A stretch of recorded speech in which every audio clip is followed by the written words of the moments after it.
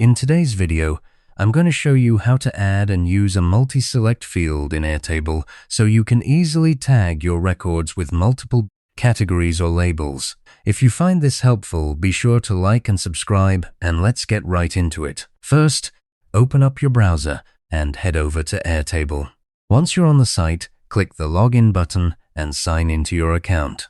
After you're logged in, you'll be taken to your workspace, so go ahead and open the base you want to edit. A base is just a collection of related tables, kind of like a database for a specific project. Now, select the specific table within that base where you want to add the new field. This could be a table for tasks, contacts, inventory, or anything else you're tracking. Look at the very end of the field headers row. That's the row at the top of your table where the column names are. You'll see a small plus button. Click that button to add a new field. A panel will appear asking you to name the field. Go ahead and enter something descriptive like tags or categories. Then, in the field type menu, scroll down and select multiple select. This is the key difference between single and multi-select. Multi-select lets you pick more than one option per record, which is perfect for tags, labels, skills, or any category where items can belong to multiple groups. Now it's time to add your options. You can type in the values you'll need, for example, marketing, sales, design, and admin. As you enter each one, Airtable will let you assign a color to it.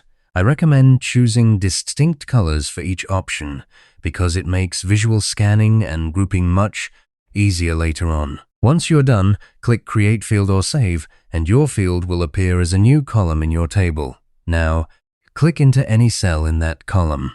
A drop-down list will open showing all the options you just created. Simply select one or more of them for that record. You can click multiple options without any limit.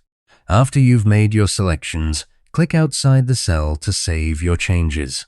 Airtable will automatically store all the selected tags for that record, and you'll see the color-coded chips right in the cell. One of the biggest advantages of using a multi-select field is that you can later combine it with filters to instantly show only records that have certain tags, which keeps your data organized and easy to navigate.